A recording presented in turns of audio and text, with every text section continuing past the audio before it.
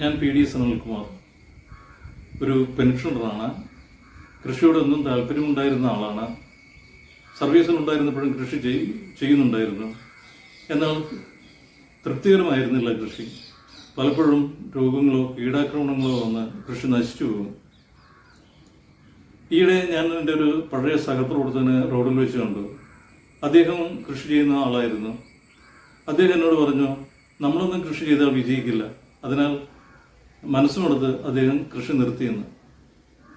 എന്നെയും ഈ സുഹൃത്തിനെയും പോലെ നിരവധി പേരുണ്ടാകും കൃഷിയോട് താല്പര്യമുണ്ടായിരുന്നിട്ടും കൃഷി ചെയ്യാൻ അറിയാതെ വിഷമിക്കുന്നത്. അതിനാൽ വീണ്ടും കൃഷി ചെയ്യുന്നതിന് മുമ്പ് ഞാൻ കൃഷിയെ സംബന്ധിച്ച് പഠിക്കാൻ തീരുമാനിച്ചു. കൃഷി സംബന്ധമായ ധാരാളം യൂട്യൂബ് വീഡിയോകളിൽ നിന്നുണ്ട്. ഇങ്ങനെ ചെയ്താൽ ഭ്രാന്തി പിടിച്ച് പൂക്കും, കുലകുത്തി കായ്ക്കും എന്നൊക്കെയുള്ള ക്യാപ്ഷനുകളോടുകൂടിയ വീഡിയോകൾ.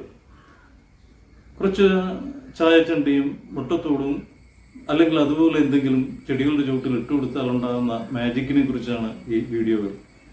അത്തരം വീഡിയോകൾ കണ്ടതുകൊണ്ടൊന്നും കൃഷി ചെയ്യാനാവില്ല. ചെറുത്തിലുള്ള ചെറുമണിലുള്ള ഈ മുട്ടത്തോടും ചായച്ചണ്ടിയും കൊണ്ട് മാത്രം ഒരു മാജിക്കും സംഭവിക്കില്ല. അതിനാൽ മറ്റു സോഴ്സുകൾ അന്വേഷിച്ചു. ബുക്ക് സ്റ്റാളിൽ നിന്ന് കൃഷി സംബന്ധമായ പുസ്തകങ്ങൾ അധികമൊന്നും കാണാൻ കഴിഞ്ഞില്ല. ഡോക്ടർ ആർ ഹെയ്ലിയുടെ കൃഷിപാഠം എന്നൊരു പുസ്തകമാണ് അവിടെ എന്ന് എനിക്ക് ലഭിച്ചത്. ഈ കൃഷിപാഠം വളരെ ആധികാരികമായ കൃഷി സംബന്ധമായ സമഗ്രമായ ഒരു വിവരങ്ങളുള്ള ഒരു പുസ്തകമാണ്. ലൈബ്രറിയിൽ കേരള ഭാഷാ ഇൻസ്റ്റിറ്റ്യൂട്ടിൻ്റെ പുസ്തകങ്ങൾ കൃഷി സംബന്ധമായി പലതും കണ്ടു. കാർഷിക ഗവേഷണ പ്രബന്ധങ്ങൾ കേരള ഭാഷാ ഇൻസ്റ്റിറ്റ്യൂട്ട് പ്രസിദ്ധീകരിച്ചിട്ടുണ്ട്. മറ്റൊരു സോഴ്സ് കേരള കാർഷിക സർവകലാശാലയുടെയും Indian council of agriculture research ഐക്കാറിൻ്റെയും വെബ്സൈറ്റുകളിൽ ധാരാളം ലഘുലേഖകളും വീഡിയോകളും ലഭ്യമാണ്.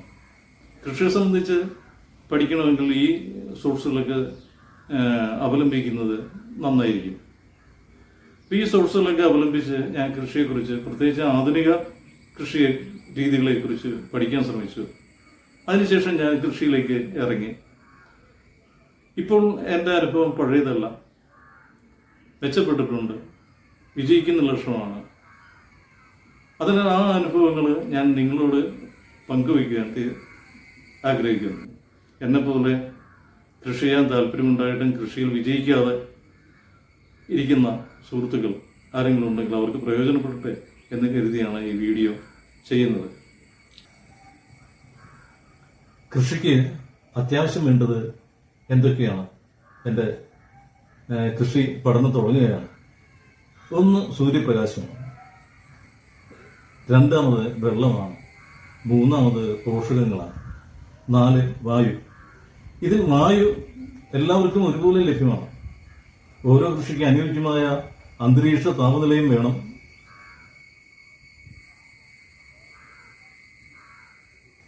എൻ്റെ മുൻ കൃഷിയിലെ ഒരു പോരായ്മ സൂര്യപ്രകാശത്തിന്റെ ലഭ്യതക്കുറവായിരുന്നു. വീട് നിൽക്കുന്ന പുരയിടത്തിൽ മാക്സിമം വെളിച്ചം കിട്ടുന്ന സ്ഥലമാണ് ഞാൻ കൃഷിക്ക് തിരഞ്ഞെടുത്തത്. എന്നാൽ അവിടെയും ചുറ്റും വൃക്ഷങ്ങളുള്ളതിനാൽ പകൽ മുഴുവൻ സമയവും വെളിച്ചം കിട്ടിയിരുന്നില്ല. അതുപോലെ സൂര്യന്റെ ഉത്തര ദക്ഷിണാർത്ഥ ഗോളങ്ങളിലേക്കുള്ള അയനം മൂലം കൃഷി തുടങ്ങുമ്പോൾ വെളിച്ചം കിട്ടുന്ന സ്ഥലത്ത് 1-2 മാസം കഴിഞ്ഞാൽ വെളിച്ചം കിട്ടണമെന്നില്ല. പച്ചക്കറി കൃഷിക്ക് ദിവസം ശരാശരി 6 മണിക്കൂർ സൂര്യപ്രകാശം ആവശ്യമാണ്.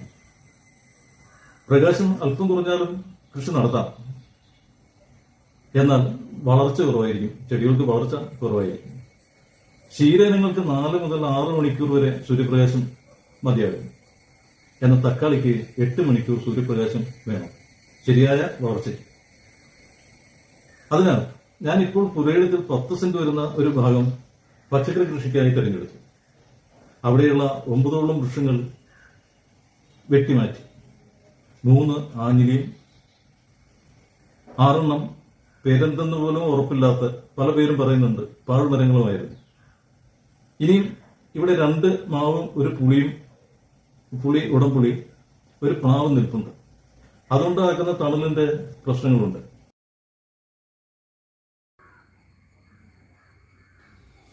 ചെടികളുടെ വളർച്ചയ്ക്ക് വളരെ അത്യാവശ്യമായ ഒരു ഘടകമാണ് വെള്ളം.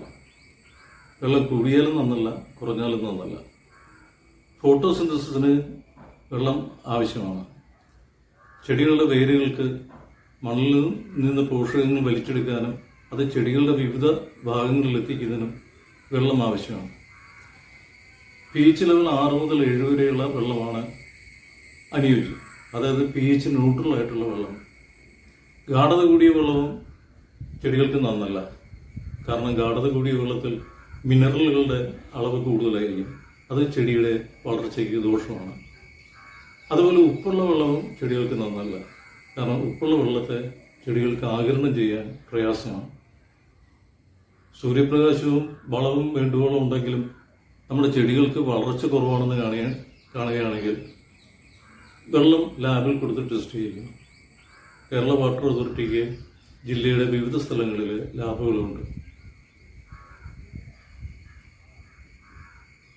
ചെടിയുടെ വളർച്ചയ്ക്ക് ആവശ്യമായ പോഷകങ്ങൾ ലഭിക്കുന്നത് വളത്തിലൂടെയാണ്. Nitrogen, phosphorus, potassium, calcium, magnesium, sulphur എന്നീ മാക്രോ ന്യൂട്രിയൻറ്റുകളും ഇരുമ്പ്, manganese, copper, zinc, boron, chlorine തുടങ്ങിയ മൈക്രോ ന്യൂട്രിയൻറ്റുകളും ചെടികളുടെ വളർച്ചയ്ക്ക് ആവശ്യമാണ്. ഇതിൽ മൈക്രോ ന്യൂട്രിയൻറ്റുകൾ കുറഞ്ഞ അളവിൽ മതി. എൻ്റെ മുൻകൃഷിയിലെ മറ്റൊരു പ്രധാന പോരായ്മ പോഷകങ്ങളുടെ കുറവായിരുന്നു എന്ന് ഇന്ന് ഞാൻ മനസ്സിലാക്കുകയാണ്. അന്ന് അത് എനിക്ക് മനസ്സിലായിരുന്നില്ല. ഞാൻ പ്രധാനമായിട്ട് ഉപയോഗിച്ചിരുന്നത് ചാണകമാണ്. ക്ഷീരകർഷകർ അവരുടെ വീടുകളിൽ പ്ലാസ്റ്റിക് ഷീറ്റ് വിരിച്ച് വെയിലത്തിട്ട് ഉണക്കുന്ന ചാണകം ഞാൻ വാങ്ങി ഉപയോഗിക്കുകയായിരുന്നു. ഈ വെയിലത്തിട്ട് ഉണക്കി എന്ന ചാണകം പിന്നെ തീ കത്തിക്കാനേ കൊള്ളൂ. അതിൽ സൂക്ഷ്മാണുക്കളെല്ലാം നഷ്ടപ്പെട്ടിരിക്കും. ഈ സൂക്ഷ്മാണുക്കളാണ് ചാണകത്തിലെ പോഷകങ്ങൾ വിഘടിപ്പിച്ച് ചെടികൾക്ക് വലിച്ചെടുക്കാൻ പറ്റുന്ന ഘടകമാക്കി മാറ്റുന്നത്. വെയിലത്തിട്ട് ഉണക്കാതെ ചാണകം തണലത്തിട്ടാണ് ഉണക്കേണ്ടത്. അത് ഉണ്ടാകുന്നില്ല.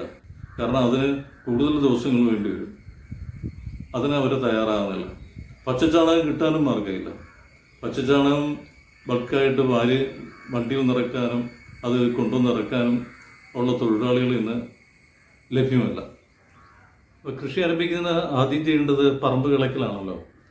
പറമ്പ് ഞാൻ തുമ്പ് ഉപയോഗിച്ച് കിളച്ച് പുല്ലുകളൊക്കെ മാറ്റി ആ പുല്ലുകളെല്ലാം വരമ്പുകൾ പിടിക്കേണ്ട ആ സ്ഥാനത്ത് കൂട്ടിയിട്ട് അതിന് മുകളിലാണ് മണ്ണ് കൂട്ടി വരമ്പ് പിടിച്ചത്.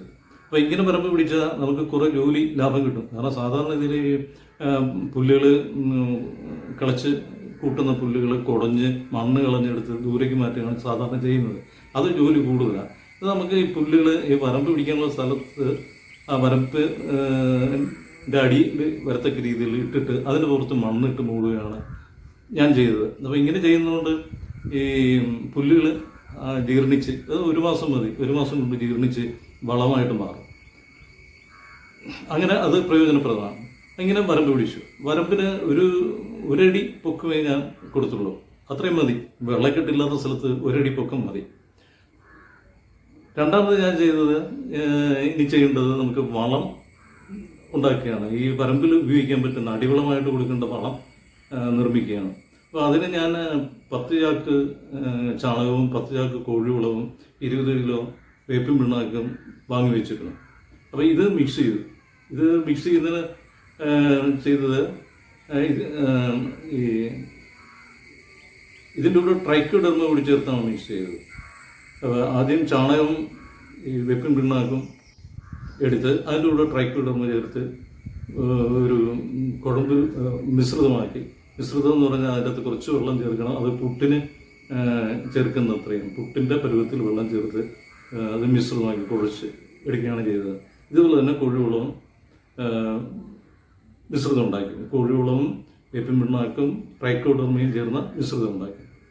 അപ്പോൾ ഇതിൻ്റെ അളവെന്ന് വെച്ചാൽ നമ്മൾ 10 കിലോഗ്രാം ഒരു മിശ്രിതം ഉണ്ടാക്കുന്നതിന് 9 കിലോഗ്രാം ചാണകവും 1 കിലോഗ്രാം വേപ്പിൻ പിണ്ണാക്കും 200 ഗ്രാം ട്രൈക്കോഡെർമയും ഇതേ അളവിൽ തന്നെയാണ് കോഴിവളത്തിൻ്റെ മിശ്രിതം തയ്യാറാക്കിയത്. ഇത് രണ്ടും സെപ്പറേറ്റഡാണ് തയ്യാറാക്കിയത്. ഇത് സെപ്പറേറ്റഡ് തയ്യാറാക്കിയെങ്കിലും ഇത് രണ്ടും നമ്മൾ ആദ്യം കോഴിവെള്ളം താഴെയിട്ട് മുകളിൽ ചാണകം ട്രൈക്കോഡെർമ ചേർത്ത ചാണകം വരമ്പിൻ്റെ മുകളിൽ വരത്തക്ക രീതി വിരിച്ചു. എന്തിനാണ് ട്രൈക്കോഡെർമ ചേർക്കുന്നത്?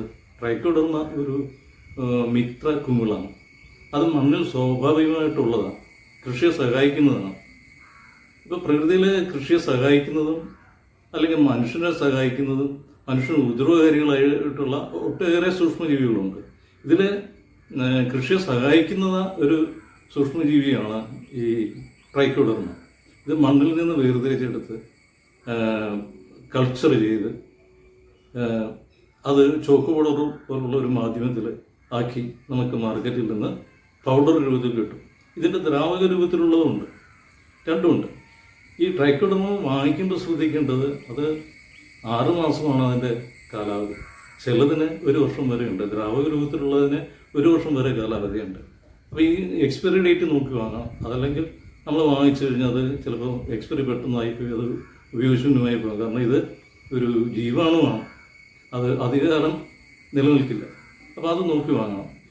അപ്പോൾ ഇത് നമ്മുടെ ചാണകത്തിൽ ചേർക്കുന്നതുകൊണ്ടുള്ള ഗുണം എന്താണെന്ന് വെച്ചാൽ ഈ ചാണകത്തിലുള്ള ന്യൂട്രിയൻസ് അത് വിഘടിച്ച് ചെടികൾക്ക് പെട്ടെന്ന് വലിച്ചെടുക്കാൻ പറ്റുന്ന ഒരു രൂപത്തിലേക്ക് മാറ്റാൻ ഈ ട്രൈക്കോഡർമയ്ക്ക് കഴിയും. അതിനാണ് നമ്മൾ ഇത് ചേർക്കുന്നത്. രണ്ടാമത് ഇതിൻ്റെ വലിയൊരു പ്രയോജനം എന്ന് പറയുന്നത് ഈ മണ്ണിലൂടെ ചെടികളെ ബാധിക്കുന്ന രോഗങ്ങളെ തടയുന്നതിന് ട്രൈക്കോഡർമ സഹായിക്കുന്നുണ്ട്. ഞാൻ പറഞ്ഞല്ലോ, ട്രൈക്കോഡർമ ഒരു കുമിളാണ്. അത് രോഗകാരികളായ മറ്റ് കുമിളുകളെയും ബാക്ടീരിയകളെയും ആക്രമിച്ച് അതിനെ ഇല്ലാതാക്കും. അങ്ങനെ നമ്മൾ ഈ രോഗങ്ങളിൽ നിന്ന്, മണ്ണിലൂടെ സസ്യങ്ങൾക്ക് വരുന്ന രോഗങ്ങൾ, സസ്യങ്ങളുടെ വേരുകളെ ബാധിക്കുന്ന രോഗങ്ങൾ, ആ രോഗങ്ങളെയൊക്കെ തടയുന്നതിന് ഇത് വലിയൊരു പരിധിവരെ സഹായകമാണ് എന്നാണ് കണ്ടെത്തിയിട്ടുള്ളത്. ട്രൈക്കോഡർമ ചേർത്ത മിശ്രിതത്തെക്കുറിച്ച് ഞാൻ പറഞ്ഞല്ലോ. ഈ മിശ്രിതം തയ്യാറാക്കി കഴിഞ്ഞാൽ ചാണകവും വേപ്പിൻ പിണ്ണാക്കും ട്രൈക്കോഡർമയും ചേർത്ത മിശ്രിതം പിന്നെ പുട്ടിൻ്റെ പരുവത്തിൽ വെള്ളം ചേർത്ത് കുഴച്ച് മിശ്രിതമാക്കിയാൽ അത് ഒരു ചണച്ചാക്ക് കൊണ്ട് മൂടിയിടണം. ചണച്ചാക്ക് കൊണ്ട് മൂടിയിടുക എന്ന് പറഞ്ഞാൽ ഇത് വായു കിടക്കണം അതിൻ്റെ അകത്തേക്ക്, എന്നാൽ ഈ കുമിളുകൾ വളരാൻ കഴിയുള്ളൂ. അപ്പോൾ ചണച്ചാക്ക് കൊണ്ട് മൂടിയിടണം. ഒരു 7 ദിവസത്തിനുള്ളിൽ ഇത് ചണച്ചാക്ക് മാറ്റി നോക്കുകയാണെങ്കിൽ അതിൽ കുമിള് ഒരു ഇളം പച്ച നിറത്തിൽ വളർന്ന് വരുന്നത് നമുക്ക് കാണാൻ കഴിയും. ഇത് ഒരു 15 ദിവസം ഇങ്ങനെ ഇട്ടതിന് ശേഷമാണ് ഇത് നമ്മുടെ ചെടികളുടെ നടുന്നതിനുള്ള പരമ്പിലേക്ക് മാറ്റേണ്ടത്. അടുത്തതായി വിത്ത് പാകുകയാണ്. വിത്ത് പാകുന്നതിന് മുമ്പായി നമ്മൾ വിത്തുകൾ സൂഡോമോണസ് ലായനിയിൽ മുക്കി വയ്ക്കണം. ഇതിനായി 1 ലിറ്റർ വെള്ളത്തിൽ 20 ഗ്രാം സൂഡോമോണസ് കലക്കി മിശ്രിതം ഉണ്ടാക്കി അതിൽ വിത്തുകൾ ഒരു 20 മിനിറ്റ് മുക്കി വെച്ചതിന് ശേഷം പാകണം.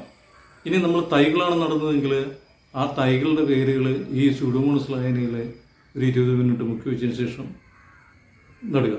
അപ്പോൾ ഇങ്ങനെ സൂഡോമോണസ് ലായനിയിൽ മുക്കി വയ്ക്കുന്നത് കൊണ്ടുള്ള ഗുണം എന്ന് പറഞ്ഞാൽ അത് എൻ്റെ ആങ്കരണശേഷി പെട്ടെന്ന് മുളച്ചു വരുന്നതിന് അത് സഹായിക്കും. മാത്രമല്ല ഇത് വിത്തുകളിലൂടെ പകരുന്ന രോഗങ്ങളെ തടയുന്നുണ്ട്. 3, ഇതൊരു ഗ്രോത്ത് പ്രൊമോട്ടറാണ്, പെട്ടെന്ന് വളർന്നു വരുന്നതിന് സഹായിക്കും. ഈ സൂഡോമോണസ് എന്നത് ഒരു മിത്ര ബാക്ടീരിയയാണ്.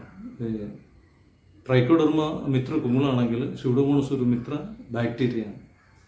അതും സ്വാഭാവികമായിട്ട് പ്രകൃതിയിലുള്ളതാണ്. പ്രകൃതിയിൽ നിന്ന്, മണ്ണിൽ നിന്ന് വേർതിരിച്ചെടുത്താണ് ഇത് കൾച്ചർ ചെയ്ത് പാക്കറ്റിൻ്റെ അകത്താക്കി നമുക്ക് കിട്ടുന്നത്.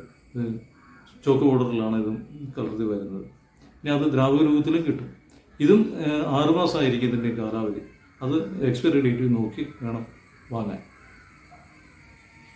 കൃഷി ആരംഭിക്കുന്നതിന് മുമ്പ് പറമ്പിൽ അടിവളം ഇടുന്നതിന് മുമ്പായി മണ്ണിൻ്റെ pH ടെസ്റ്റ് ചെയ്യണം. pH 6 മുതൽ 7 വരെയുള്ളതാണ് കൃഷിക്ക് ഉത്തമം. എന്നാൽ പച്ചക്കറി കൃഷി മിക്കവാറും ഐറ്റങ്ങൾ 5.5 മുതൽ 7 വരെയുള്ള ഇതിൽ വളരുന്നതാണ്. പൊതുവേ നമ്മുടെ മണ്ണ് അസിഡിക്കാണ്. അതിനാൽ കർഷകരെ pH ഒന്നും ടെസ്റ്റ് ചെയ്യാതെ കുമ്മായം വിതറുകയാണ് ചെയ്യുന്നത്. അപ്പോൾ ഇതിൻ്റെ ഒരു ന്യൂനത എന്ന് പറഞ്ഞാൽ നേരത്തെ കൃഷി നടത്തുന്ന സ്ഥലങ്ങളിൽ നേരത്തെ ഉപയോഗിച്ച കുമ്മായം അവിടെ ഉണ്ടാകും. അതിൻ്റെ കൂടെ വീണ്ടും കുമ്മായം ഇടുമ്പോൾ ഈ കുമ്മായത്തിൻ്റെ അളവ് കൂടുതലായി അങ്ങനെ ഈ മണ്ണ് ആൽക്കലിനായിട്ട് മാറാനുള്ള സാധ്യതയുണ്ട്.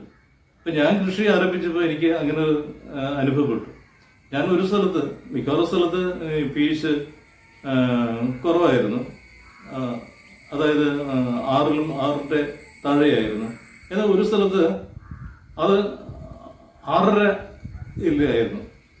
അപ്പോൾ 6.5 ആകാൻ കാരണം എന്ന് വെച്ചാൽ നേരത്തെ ഉപയോഗിച്ച കുമ്മായ ആ പറമ്പിൽ ഉണ്ടായിരുന്നിരിക്കാം. അതുകൊണ്ടായിരിക്കും അതുണ്ടായിരുന്നത്. നേരത്തെ കൃഷിക്ക് ഉപയോഗിച്ച കുമ്മായ അവിടെ ഉണ്ടായിരുന്നിരിക്കാം. അപ്പം അതുകൊണ്ട് ഇത് pH ടെസ്റ്റ് ചെയ്തിട്ട് കൃഷി തുടങ്ങുന്നതാണ് നല്ലത്. അപ്പം ഞാനതിനെ ഒരു pH മീറ്റർ വാങ്ങി ഉപയോഗിച്ചു. അപ്പോഴാണ് ഇതിനെക്കുറിച്ച് കൂടുതൽ അറിയുന്നത്. pH മീറ്റർ ഓൺലൈനിൽ കിട്ടും. ഒരു 500 രൂപയോളം വിലയുണ്ട്. ഇനി ഈ pH മീറ്റർ തന്നെ വേണമെന്നില്ല. നമുക്ക് വീട്ടിലുള്ള ചില സാധനങ്ങൾ ഉപയോഗിച്ച് ചിലവില്ലാതെ നമുക്ക് അസിഡിക് ആണോ ആൽക്കലൈൻ ആണോ നമ്മുടെ മണ്ണ് എന്ന് അറിയാൻ പറ്റും. അതിൻ്റെ ഏകദേശം ഒരു പോയിന്റും എത്രയാണെന്ന് അറിയാൻ പറ്റും. അപ്പോൾ അതിന് ഒരു മാർഗങ്ങളുണ്ട്. പക്ഷെ അതിനെക്കുറിച്ച് വിശദീകരിക്കാൻ ഒരു വീഡിയോ പോരാ. അതുകൊണ്ട് മറ്റൊരു വീഡിയോയിലേക്ക് മാറ്റുകയാണ്. ഈ കാണുന്നത് ഞാനും മകനും ചേർന്ന കൃഷിക്കായി തയ്യാറാക്കിയ ഡ്രിപ്പ് ഇറിഗേഷൻ സിസ്റ്റമാണ്. ഇതിലാദ്യം കാണുന്നത് വെള്ളത്തിൽ അഴുക്കിനെ നീക്കം ചെയ്യാനുള്ള ഫിൽറ്ററാണ്. രണ്ടാമത് കാണുന്നത് ഡ്രിപ്പിലൂടെ വളം കൊടുക്കാനുള്ള വിൻചെറിയുന്ന സംവിധാനമാണ്. ഞാൻ ജൈവവളം മാത്രമേ ഈ ഡ്രിപ്പ് ഇറിഗേഷൻ സിസ്റ്റത്തിലൂടെ കൊടുക്കാറുള്ളൂ. ഈ കാണുന്നത് എമിറ്റേഴ്സ് ആണ്, ഡ്രിപ്പർ എമിറ്റേഴ്സ്. അതിലൂടെ ഓരോ ചെടിക്ക് ആവശ്യമായ വെള്ളം ചെടികളുടെ ചുവട്ടിലെത്തിക്കാൻ പറ്റും. കൃഷിത്തോട്ടത്തിലേക്ക് സ്വാഗതം. ഞാൻ വരമ്പിന് മുകളിൽ ഡ്രിപ്പർ പൈപ്പുകളിട്ട് അതിൽ ഡ്രിപ്പർ എമിറ്റേഴ്സ് ഫിറ്റ് ചെയ്ത് അതിന് മുകളിലാണ് മൾച്ചിങ് ഷീറ്റ് വിരിച്ച് ചെടി നട്ടിരിക്കുന്നത്.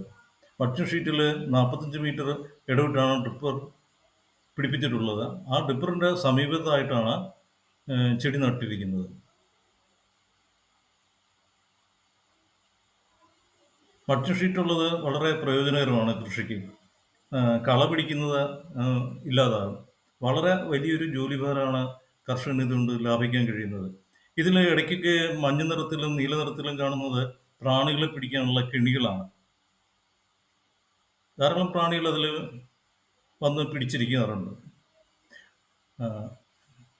ബിവേറിയ ബാസിയാന എന്നൊരു മിത്രഗുണ്ടുകൾ കൂടി ഈ പ്രാണികൾക്കെതിരായിട്ട് പ്രയോഗിക്കുന്നുണ്ട്. അത് ഞാൻ ഇതിൽ പ്രയോഗിച്ചിട്ടില്ല. ഇപ്പോൾ പാവലിൽ കായ ഉണ്ടാകാൻ തുടങ്ങിയതേ ഉള്ളൂ. ആദ്യ വിളവെടുപ്പ് നടത്തിയിട്ടില്ല.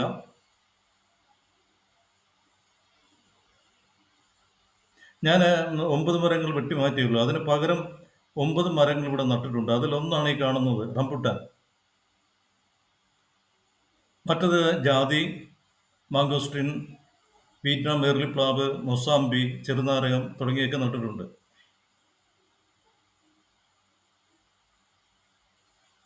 ഇത് ജാതിയാണ്.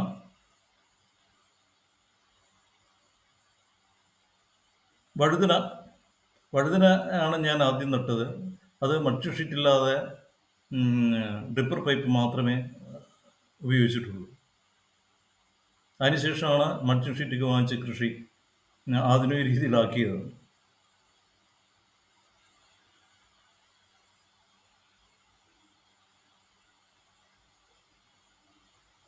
വെണ്ടയും കായ്ക്കാൻ തുടങ്ങിയതാണ്.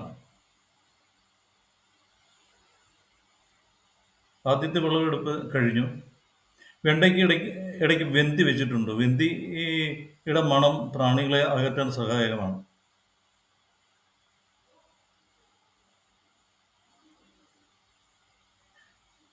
ഈ ഭാഗത്ത് കുറച്ച് വെണ്ടത്തൈകളും പൊക്കം കുറഞ്ഞതായിട്ട് കാണുന്നില്ലേ? അത് പ്രകാശത്തിൻ്റെ കുറവ് കൊണ്ടാണ് അവിടെ അങ്ങനെ വളർച്ച കുറഞ്ഞു പോകാൻ കാരണം. മാംഗോസ്റ്റിനാണ്. അബിയു,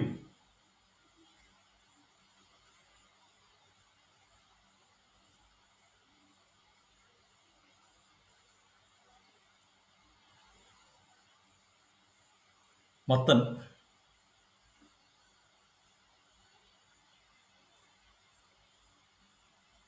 ഈ അബിയും റംബുട്ടാനൊക്കെ പ്രൂൺ ചെയ്ത് നമുക്ക് നിർത്താൻ പറ്റും. അങ്ങനെയാണ് എല്ലാവരും ചെയ്യുന്നത്. അപ്പോൾ അധികം തണലുണ്ടാവില്ല. മുളക് ആണ്. മുളകിൻ്റെ ആദ്യത്തെ വിളവെടുപ്പ് കഴിഞ്ഞു. അതിന് കുരുടിപ്പ് രോഗം ബാധിച്ചിരുന്നു. ആ കുരുടിപ്പ് രോഗത്തിന് മരുന്ന് ചെയ്ത് അതിന് ശേഷം അത് റിക്കവറി ആയി വരുന്നതാണ് ഈ കാണുന്നത്.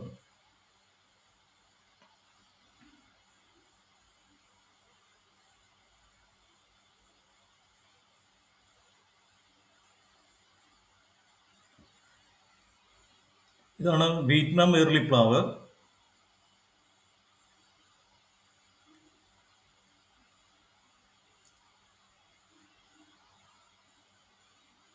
പയറും പൂവിടാൻ തുടങ്ങിയതേ ഉള്ളൂ. രാവിലെയാണ് പയറിൻ്റെ പൂ വിരിഞ്ഞ് നിൽക്കുക. ഒരു 9 മണിയാകുമ്പോഴേക്കും അത് കൂമ്പും. അതുകൊണ്ട് ഇപ്പോൾ പയറിൻ്റെ പൂവ് കാണാൻ പറ്റിയില്ല. പയറിൻ്റെ പൂവ് അതിലുണ്ട്. എനിക്ക് ചീരയിലെ ഇലപ്പുള്ളി രോഗം ബാധിച്ചു. നല്ല മഴയായിരുന്നു. ആ മഴയത്ത് ഇലപ്പുള്ളി രോഗം ബാധിച്ചു. അത് മഴയത്ത് ചീരയ്ക്ക് ഒഴിവാക്കാൻ പറ്റാത്തൊരു അസുഖമാണ് ഇലപ്പുള്ളി രോഗം.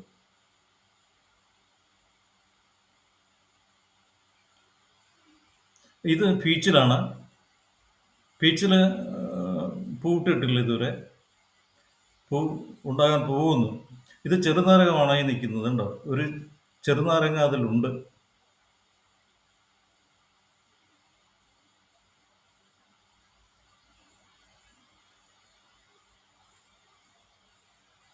നിത്യവഴുതന എന്ന് പറഞ്ഞ ഒരു പച്ചക്കറിയാണ്. ഇത് വളരെ ചെറിയൊരു ടേസ്റ്റുള്ള ഒരു പച്ചക്കറിയാണ്.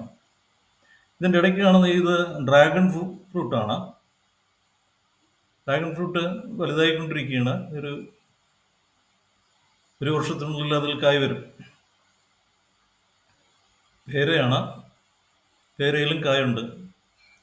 ഒരു സമ്മിശ്ര കൃഷിയാണ്. ഈ പച്ചക്കറികളുടെ ഇടയ്ക്ക് പൂച്ചെടികളുണ്ട്. ഇത് ട്യൂബ്രോസ് ആണ്. ട്യൂബ്രോസ് അത് നമ്മുടെ ഓർക്കിഡ് പോലെ കട്ട് ഫ്ലവറായിട്ട് ഉപയോഗിക്കുന്നതാണ്. 10 ദിവസം വാടാതെ നിൽക്കും. ഓർക്കിഡ് പോലെയല്ല, അത് ഇതിന് മണം കൂടിയുണ്ട്. നല്ല സുഗന്ധമായിരിക്കും രാത്രിയിൽ എന്ന് പറയുന്നു.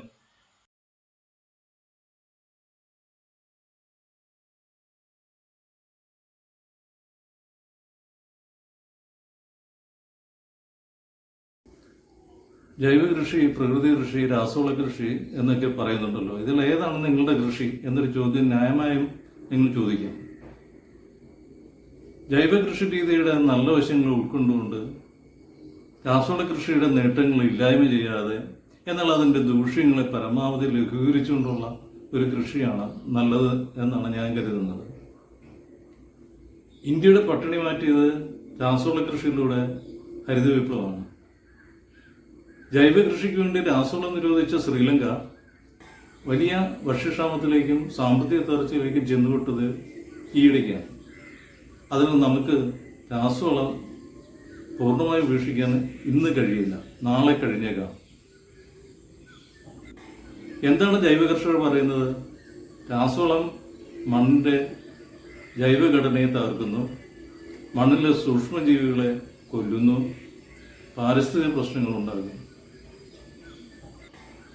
രാസവളം മണ്ണിലേക്ക് കൊടുത്താൽ സംഭവിക്കുന്നതല്ല ഇതൊക്കെ. രാസവളം ചെടികളുടെ ഇലകളിൽ സ്പ്രേ ചെയ്താൽ ഇതൊക്കെ പരിഹരിക്കപ്പെടില്ലേ? ഞാൻ രാസവളം ചെടികളുടെ ഇലകളിലാണ് സ്പ്രേ ചെയ്യുന്നത്. രാസവളം ചെടികളുടെ ഇലകളിൽ സ്പ്രേ ചെയ്യുമ്പോൾ വളരെ കുറച്ച് മാത്രമേ ഉപയോഗിക്കാൻ കഴിയൂ. ചെടികളുടെ ചുവട്ടിൽ രാസവളം കൊടുക്കുമ്പോൾ ചെടികളുടെ തണ്ടിൽ രാസവളം തട്ടിയാൽ ചെടികൾ കരിഞ്ഞു പോകും. അപ്പം നമ്മൾ ഇലകളിൽ തളിക്കുമ്പോൾ അത് എത്രമാത്രം കുറഞ്ഞ അളവിലായിരിക്കണം എന്ന് ഊഹിക്കാവുന്നതേ ഉള്ളൂ. 4 ഗ്രാം NPK 1 ലിറ്റർ വെള്ളത്തിൽ കലർത്തിയാണ് ഞാൻ ചെടികൾ തളിക്കുന്നത്. മൈക്രോ ന്യൂട്രിയൻ്റ് ആണെങ്കിൽ 3 ഗ്രാം 1 ലിറ്റർ വെള്ളത്തിൽ കലർത്തും.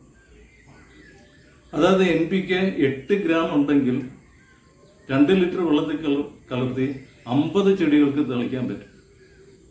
ഈ 8 ഗ്രാം രാസവളം, NPK രാസവളം നമ്മുടെ കർഷകർ ചെടികളിലെ ഒരു ചെടിയുടെ ചുവട്ടിലേക്ക് തന്നെ ഇട്ട് കൊടുക്കുന്നുണ്ട്. അപ്പോൾ നോക്കൂ, ഇലകളിൽ തളിക്കുന്നത് 50-ൽ 1.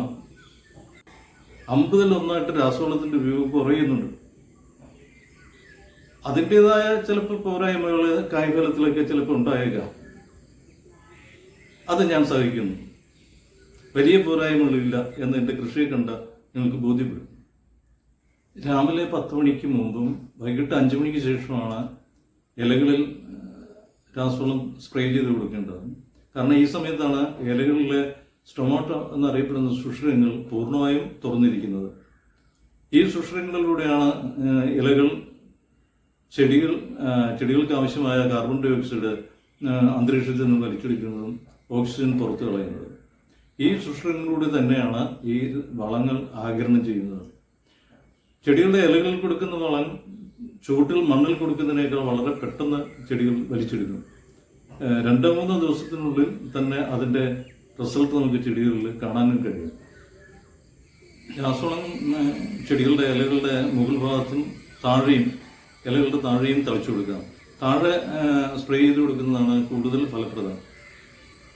അതിന് പറ്റിയ ഒരു പമ്പ് വാങ്ങുന്നത് നന്നായിരിക്കും. കാരണം ഇലകളുടെ താഴെ സൗകര്യപ്രദമായി തളിക്കുന്നതിന് വലിയ പമ്പാണ് നല്ലത്.